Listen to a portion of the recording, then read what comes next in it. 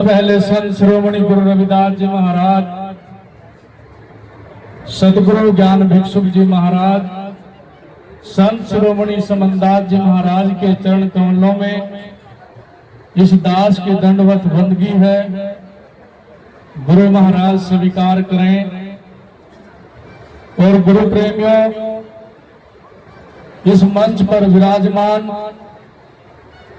गुरु गद्दी के प्रबंधक आचार्य कंवरपाल ब्रह्मचारी जी और आज के इस सत्संग के उपाध्यक्ष महात्मा जगतदास गुरु रविदास आश्रम लिसाड़, महात्मा नरेश दास जी, महात्मा गुलाब दास जी, महात्मा राजेश दास जी और जितने भी संत यहाँ पर आए हैं और हमारे बगल में बैठे साजिंदे साहिबान और हमारे मीडिया प्रभारी, जो हम सभी की बातें इस देश में नहीं बल्कि पूरे विश्व में इस मीडिया के माध्यम से पहुंचाते हैं। तो आज का सत्संग का श्रेय महात्मा टिंकू दास जी, जो अपने 41 दिन के मौन व्रत और उपवास के उपलक्ष्य में ये सत्संग रखा गया है। सतगुरु समनदास जी महाराज के 105वें जन्मोत्सव पर गुरु महाराज इन्हें शक्ति प्रदान करें, सेवा बख्शिश करें। हमारे युवा साधु हैं, युवा संत हैं, ताकि समाज में ऐसे ही संतों की जरूरत है, क्योंकि समाज के अंदर संतों महापुरुषों ने, गुरुओं ने जो हमें शिक्षा दी है, सतगुरु समनदास जी महाराज जिनका जन्मोत्सव सितंबर के पूरे महीने चलेगा, गांव-गांव में, नगर में, चाहे मिशन का कोई आश्रम हो, क्योंकि सतगुरु समनदास जी महाराज ने संसार में आके ऐसा कार्य किया है जो अन्य संत नहीं कर पाए। जगह जगह आप लोगों के लिए आश्रम खोल दिए, आप लोगों के गंदे खान पान, गलत रीति रिवाज, रूढ़ियों से छुटकारा दिला करके आज ये मंच हमें दिया है। लेकिन गुरु प्रेमियों, सदगुरु रविदास जी महाराज का कथन है कि जो नर गुरु को मानुष मानते, सो नर कहिए अंध, काल फास छूटे नहीं, पड़े यमों के फल। गुरु महाराज जी, सदगुरु समनदास जी महाराज के मुखारविंद वचन है, क्योंकि वो अक्सर कहा करते थे कि देह तो बनती रहती है, मिटती रहती है, आज मैं हूं, कल कोई और होगा, लेकिन जो शब्द है वो कभी मरता नहीं, मिटता नहीं, सड़ता नहीं, इसलिए वो शब्द सदा अमर है। क्योंकि महाराज सतगुरु समनदास जी ने खुद अपने मुखारविंद कहा था कि जो लोग आंखों के होते हुए भी गुरु को देह के रूप में देखते हैं, वो लोग आंखों के होते हुए भी अंधों के समान हैं। हमें परख होनी चाहिए कि परख क्या चीज है। परख बिना जीव बड़ा दुख पावे, भास अभ्यास अनुमान कल्पना 84 भटकावे। परख के बिना इंसान बहुत दुख भोगता है, उसे परख के बिना गुरु की प्राप्ति नहीं होती। क्योंकि गुरु प्रेमियों, जब से सत्संग शुरू हुआ, सभी साध संगत मंच पर जो भी वाणी वक्ता आते हैं, वो बार बार गुरु शब्द का उच्चारण करते हैं कि गुरु क्या है।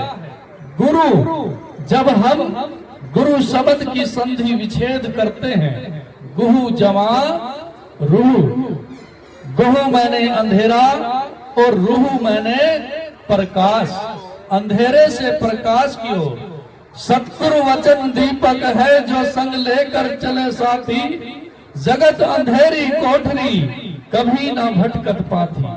जो लोग संसार में गुरु रूपी दीपक को अपने संग लेकर चलते हैं, जैसे एक अंधेरे कमरे में अगर दीपक को जला करके रख दिया जाए तो उस कमरे का अंधियारा दूर हो जाता है, उसी तरह जब हमारे जीवन में पूर्ण सतगुरु का आगमन होता है, जब हम पूर्ण सतगुरु की शरण में चले जाते हैं तो हमारे अज्ञानता का नाश हो जाता है। हम अंधेरे से प्रकाश की ओर सतगुरु महाराज की जब दया होती है तो गुरु महाराज हमें अंधेरे से प्रकाश की ओर ले जाते हैं। क्योंकि ऐ इंसान, मैंने तुझे हीरा जन्म दिया, तू भी मुझे कुछ दे दे, स्वार्थ का पथ छोड़कर परमार्थ का पथ ले ले। जो तू स्वार्थ करता है, ये मेरी माँ है, भाई है, बहन है, बेटे बेटियां हैं, पोत्र पोत्रियां हैं, कोई किसी का नहीं है। जब समय आता है तो सब भूल जाते हैं। समय समय पर इंसान के जीवन की विचारधाराएं बदलती रहती हैं और हम सत्संग में क्यों आते हैं? अपने जीवन में जो गलत विषय वासनाएं हैं उन्हें छोड़कर अच्छे विचारों को धारण करने के लिए हम सत्संग में आते हैं। और सत्संग में आकर के अगर हम ध्यान पूर्वक किसी वाणी वक्ता को ना सुने ना समझे तो सत्संग में आना और ना आना बिल्कुल एक समान है। क्यों? महापुरुषों ने भी कहा है कि जो लोग अपने संतों महापुरुषों की बात को नहीं मानते, उनके वचन को नहीं मानते, क्योंकि ये समाज पता नहीं कितने हजारों वर्षों से और रूढ़ियों को मानता रहा। जिस रूढ़ी ने इस समाज को नीचे धकेला, भजन भक्ति का अधिकार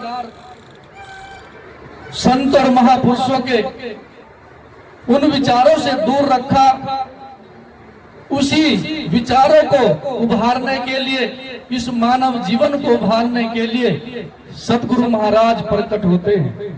और इसी प्रकट उत्सव के उपलक्ष्य पर आज ग्राम जलमाना में ये हर साल की भांति जो संत समागम होता है, आप लोगों को संतों के दर्शन होते हैं, अच्छे विचार सुनने को मिलते हैं। क्योंकि गुरु प्रेमियों, वो नगरी बड़ी पवित्र होती है जहाँ संतों के सत्संग होते हैं, संतों के नाम की महिमा गाई जाती है। क्योंकि जो लोग अपने संतों को सर्वोपरि मानते हैं, सर का ताज मानते हैं, उनका जीवन सर्वोपरि और धन्य होता है।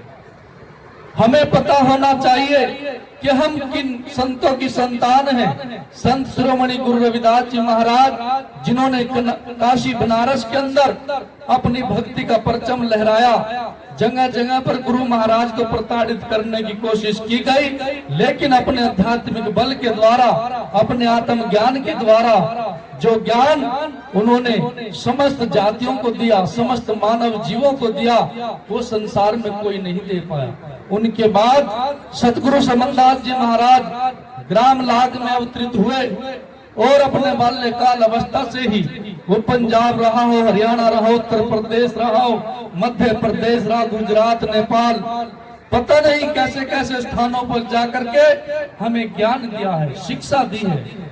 जब तक सूरज चांद सितारे रहेंगे, ऐसे संत और सतगुरु के नाम सदा अमर रहेंगे।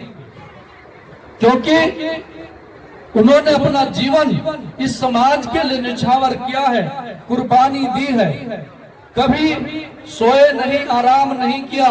क्योंकि उनका हमेशा कथन रहा है कि जिसने जन्म जगत में पाया, काल बली ने सबको खाया, चला गया वो फिर नहीं आया, बंदे क्या उसकी पहचान, बंदे मत करिए गर्व गुमान, घड़ी पलक की आस नहीं जिंदगी सुपन समान।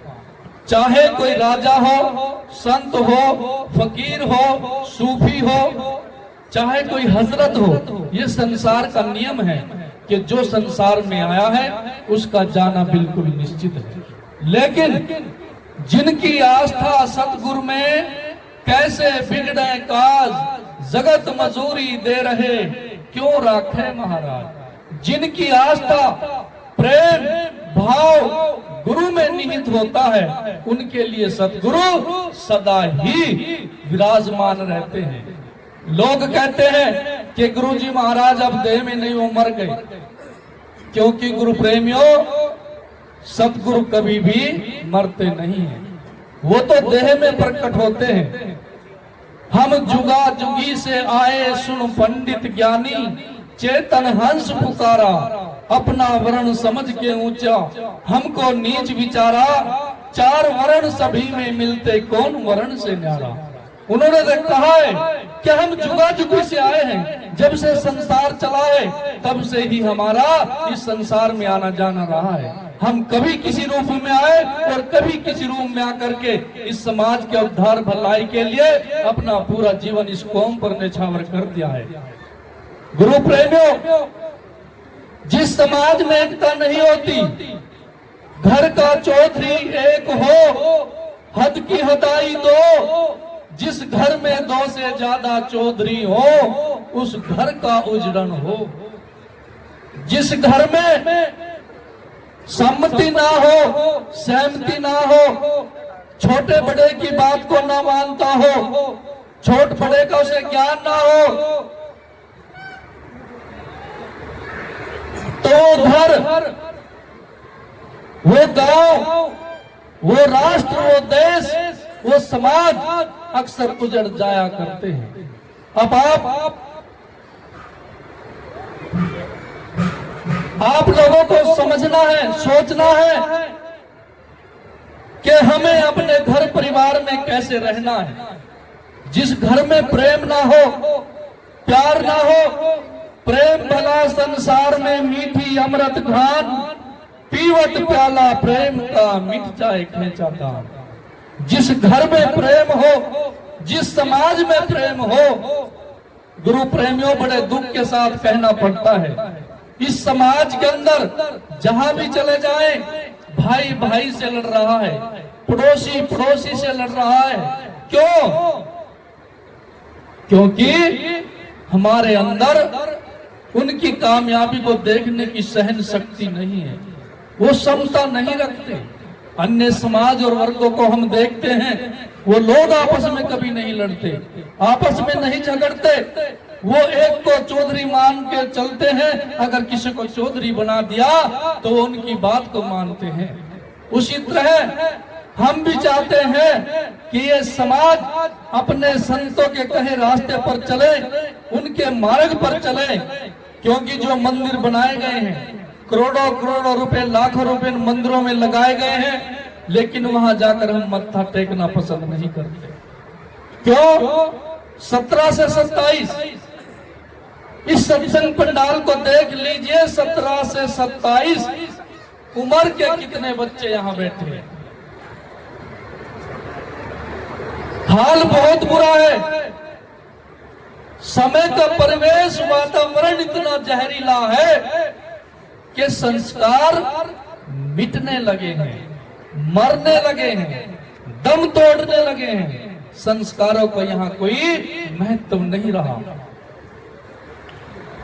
नौजवान बच्चे बुजुर्गों का कहना नहीं मानते, उनको प्रताड़ित करते हैं, उनको हीन भावना से देखते हैं। क्योंकि गुरु प्रेमियों, संस्कार क्या होता है? संस्कार बलवान होते हैं। अगर हम पढ़ लिख जाते हैं, हमारे अंदर संस्कार ना हो तो पढ़ना लिखना भी बेकार है।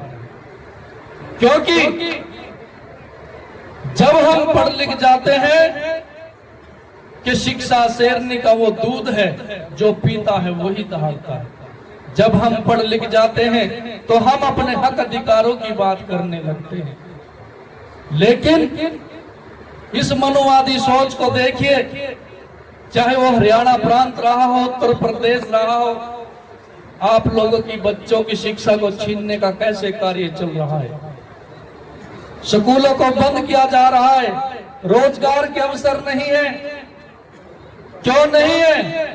क्योंकि वो लोग चाहते नहीं कि ये लोग शिक्षित होकर के अपने हक और अधिकारों को जाने और उनके लिए विद्रोह करे, उनके लिए संघर्ष करे। इसलिए बाबा साहब ने भी कहा था, ये लोग आप लोगों को सब कुछ दे सकते हैं लेकिन शिक्षा आप लोगों को कभी नहीं देंगे। आप लोग देख सकते हैं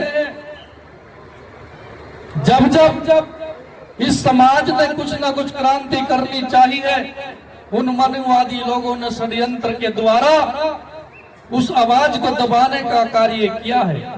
अब देखना आप लोगों को है कि हमें कैसे जीना है, कैसे अपने बच्चों की हक और लड़ाई के लिए लड़ना है। क्योंकि गुरु प्रेमियों, जिस समाज की आवाज उठाने के लिए कौम में जज्बा नहीं होता, उनको उनके हक अधिकारों से वंचित कर दिया जाता है। आज से हजारों वर्ष पहले देखिए इस समाज का क्या हाल रहा होगा, कैसे शिक्षा से वंचित रखा गया होगा। लेकिन आज समय है, सुनो हे नर नारी मत चूको अब की बारी। समय बड़ी मुश्किल से मिला है, क्योंकि गुरु रविदास सतगुरु समनदास जी महाराज ने भी कहा है कि आने वाले समय में आप लोगों को बदलना पड़ेगा। अगर नहीं बदले तो उसी हाल पर जाना होगा जिस हाल को छोड़ करके आप आए हो। इसलिए मैं चाहता हूं कि आप अपने बच्चों को संस्कार दे, वो शिक्षा दे, उनको बैठाए। अगर आप गुरुमुखी हैं, अगर आपके जाने के बाद आपके बच्चों से परिचय होता है, तो हम देखते हैं कि बच्चा संस्कारी है। अगर घर में आपके पिताजी नहीं है, माताजी नहीं है, ऐसा ही व्यवहार जैसा आपके माता पिता हमारे साथ करते हैं, उनकी संतान भी अगर ऐसा व्यवहार कर लेती है तो वहां संस्कार जीवित रह जाते हैं। उनके जाने के बाद भी वो वस्तु हमें उस घर में मिल जाती है। लेकिन आज जितने भी गुरुमुखी लोग हैं, उनके बच्चे शराब नशे वशों में पढ़ करके गुरु मर्यादा को भंग कर रहे हैं, तोड़ रहे हैं अपने माताओं पिताओं की जो उनका सपना है। क्योंकि गुरु प्रेमियों, माता पिता अपना जीवन मिटा करके अपने बच्चों के लिए सब कुछ देता है, अपने जीवन की बाजी हार करके अपने संतान को वो बाजी जिताता है। लेकिन जब माता पिता इतना संघर्ष करता है तो बच्चे का भी फर्ज होना चाहिए कि वो उनके सपने पूरे करें, पढ़े लिखे विद्वान बने, शिक्षित बने, समाज में एक ऐसी दिशा दे कि ऐसा मनोबल बढ़े समाज का, जिससे जगह जगह पर हमारे मंदिर बने हुए हैं, आश्रम बने हुए हैं, वहां पर कोचिंग का कार्य दे, ट्रेनिंग दे। क्योंकि हमारे जितने भी पुराने साजिंदे रहे, उनके जाने के बाद बहुत ही कम लोग ऐसे हैं जो जिसे कहते ट्रेनिंग देना। कितना अभाव है कि हम आज तक भी कुछ व्यवस्था बना नहीं पाए। क्यों बना नहीं पाए? क्योंकि हमारी विचारधारा एक नहीं है, विचारधारा अलग अलग है। जब विचारधाराएं अलग अलग हो जाती है तो हम कभी किसी कार्य को संपूर्ण कर ही नहीं सकते। अगर आगे बढ़ना है तो टांगे मत खींचो, हाथ से हाथ मिलाकर चलो, तभी हम आगे बढ़ सकते हैं। अन्यथा अगर टांगे खींचेंगे, पैर खांचेंगे, तो जहां पर हम खड़े हैं वहीं पर हम खड़े रह जाएंगे। वो आप लोगों को देखना है, हमें आगे बढ़ना है या वहीं खड़े रहना है। इस गांव में बहुत दिनों से आना जाना लग रहा है। महात्मा टिंकू दास जी सत्संग का आगाज करवाते हैं, उनके बाद सतगुरु समनदास जी महाराज का जन्मोत्सव मनाया जाता है। यानी वो नगरी बड़ी महान है, पवित्र है, जहाँ संतों के आप लोगों को सत्संग सुनने को मिलते हैं। वो लोग कितने प्यासे होते हैं जो इस सत्संग पंडाल की कल्पना करते कि हमारे गांव में भी कोई सत्संग हो। हमारे गांव में भी संतों का आगमन हो, वो लोग कैसे तरसते हैं। जो लोग दूर से चले आते हैं, जो लोग नदियां किनारे रहते हुए प्यासे रह जाते हैं, जो संतों के पास रहते हैं, वो उनके हाव भाव देख करके कमियां निकालने लगते हैं। महाराज रविदास जी ने कहा है कि अवगुण को छोड़कर गुणों को पकड़ लो। अगर हम दूसरों की चुगली निंदा में रहे तो ये समझो सारा जीवन खाली के खाली ही रहे। उस भाव से संतों का सम्मान करें, अपनी अंतरात्मा में मनन करें कि हमें गुरु की भक्ति मिले, ये जीवन मिले, ये अवतार मिले। और सतगुरु समनदास जी महाराज ने जो वक्तव्य समाज को दिया है कि मड़ी मसाणी शीतला भैरव भूत हनुमंत वे सतगुरु से न्यारे रहे जो इनको पूजन, कि जो लोग बड़ी मसानी को पूजते हैं वो कभी सतगुरु को प्राप्त नहीं कर सकते, क्योंकि वो जो भी है वो भी सतगुरु के अंडरटेकिंग काम करते हैं, वो उनको नतमस्तक होते हैं। तीन लोग तो काल की हद में, नाम तो रहता चौथे पद में, आन मिले जब सूरत सबद में, मिट जाए आना जाना, नाम बिना 84 भरमाना। गुरु प्रेमियों, हमें पता होना चाहिए कि भक्ति क्या है, भक्ति के प्रकार क्या है, हमें किस चीज की भक्ति करनी चाहिए, क्योंकि जो देवी देव हैं वो शिरगुण भक्ति के उपासक हैं। और जो सतगुरु महाराज रविदास जी ने, सतगुरु समनदास जी महाराज ने हमें बताया है निर्गुण भक्ति, चौथे पद, तभी हमारा आवागमन का चक्कर मिट सकता है। अन्यथा गुरु प्रेमियों, चाहे पूरा जीवन लगे रहो, गुरु रविदास जी महाराज ने भी कहा है कि नाम तेरे की जोत लगाई, भयो उजियारो भवन सगलारे, कि जब इंसान की अंतरात्मा में, जब इंसान की आत्मा परमात्मा से मिल जाती है तो जो बाहरी दीपक जल रहे हैं, घंटे विवेक बज रहे हैं, वो बाहरी दिखावा है। हमें अपने शरीर को खोजना है, देखना है जो शरीर के बाहर है वो शरीर के अंदर है, जो शरीर के अंदर है वही शरीर के बाहर है, इससे अलग कुछ नहीं है। इसलिए जब आत्मा का परमात्मा से मिलन हो जाता है तो कुछ शेष नहीं बचता। जब सुरत शब्द में मिल जाती है तो कुछ शेष नहीं, कुछ भी बचता। अभी वाणी दर्शाई गई थी, गुरु ही मिलावे मेरे पीर से, उस मालिक से सतगुरु महाराज ही मिलाते हैं। लेकिन मिलाते कब है? अगर सतगुरु पूर्ण हो, आत्म दर्शी हो, तत्वदर्शी हो, तब उस परमात्मा की हम बात कर सकते हैं। गुरु मिलन के योग में गुरु रोज मिलावे, जो गुरु के उपासक हैं, क्योंकि कहा है कि 8 पहर, 1 पहर कर भजन गुरु का, 7 पहर घर का धंधा। अगर हम जो गृहस्थ लोग बैठे हैं वो 1 पहर गुरु महाराज का भजन करें, और जो संत लोग हैं उनके 8 पहर गुरु महाराज के नाम के लिए। 3 घंटे, अगर 1.5 घंटे सुबह शाम महाराज की भजन बंदगी करे तो शरीर में कोई व्याधि नहीं रहती, शरीर में कोई दुख बसता ही नहीं है। लेकिन ये मन चंचल है, चलायमान है। इस मन को मजबूती से पकड़ करके बैठो, तभी हमारी भजन भक्ति बन सकती है।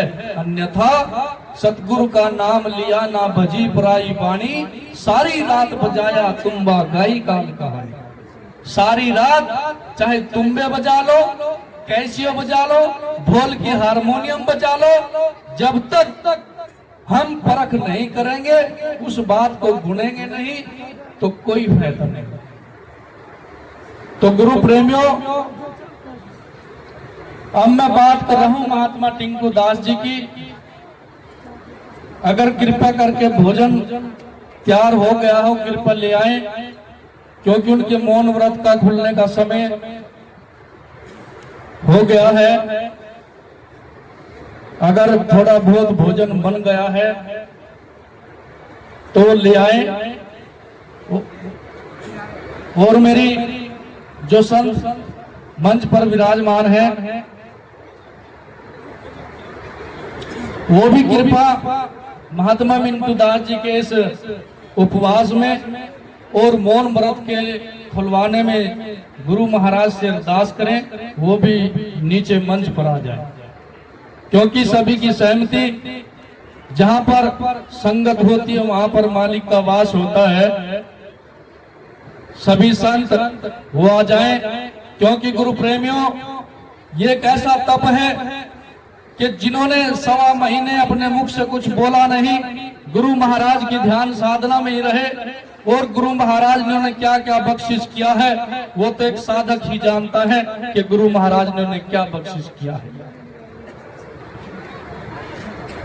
और अच्छी किस्मत है महात्मा टिंकू दास जी की कितने संत यहाँ पर पहुंचे और उनके इस मौन व्रत और उपवास में एक साथ इकट्ठा होकर के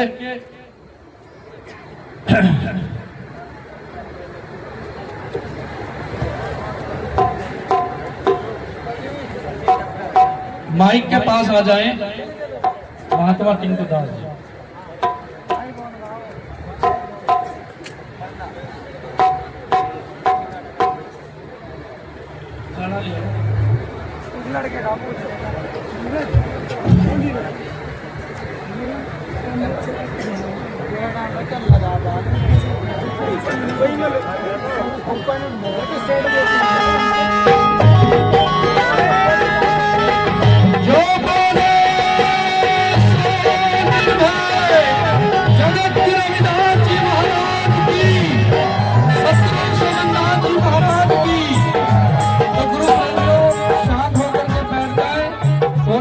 साजिंदा साहबान वो भी कृपा थोड़ी देर रुक जाए।